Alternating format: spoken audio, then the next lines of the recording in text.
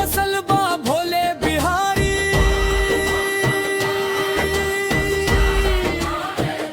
घुंघरू बाजे ढोलक बाजे संग संग पूरा जत्था नाचे। थक जाई देहिया मन ना थाके बाबा के नामे हिम्मत जागे। के आस बाए के विश्वास भोले बाबा रखी है लाज। दुखवा सब दूर हो जाई जब माथे लागी बाबा के राज। सावन में चलस हो बाबा के नगरिया।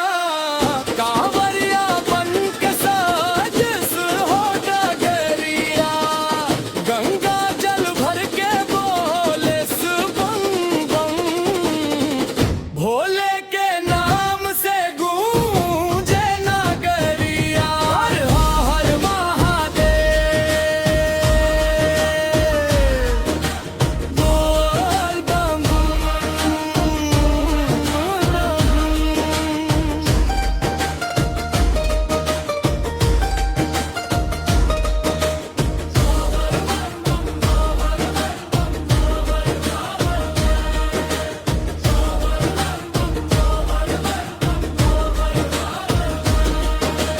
देवघर के राह निराली। हर ओर दिखे भोले के लाली।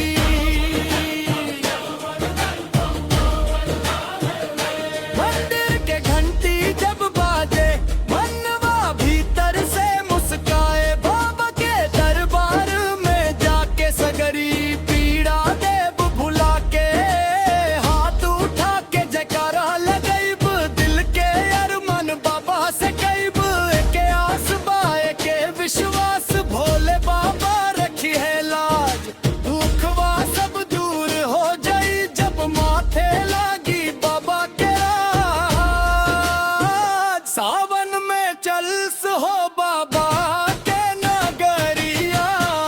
कांवरिया बन के साजस हो डगरिया। गंगा जल भर के बोल सुगम बम।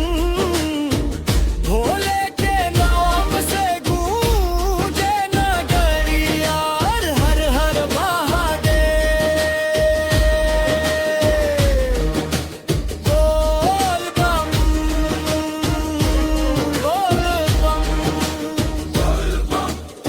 बोल बम बोल बम हर हर शंभू। जय भोलेनाथ। ढोल नगाड़ा जोर से बाजे कांवरिया सब झूमे आज रे। सावन के रंग में रंग जमाना भोले बाबा सबसे महान रे।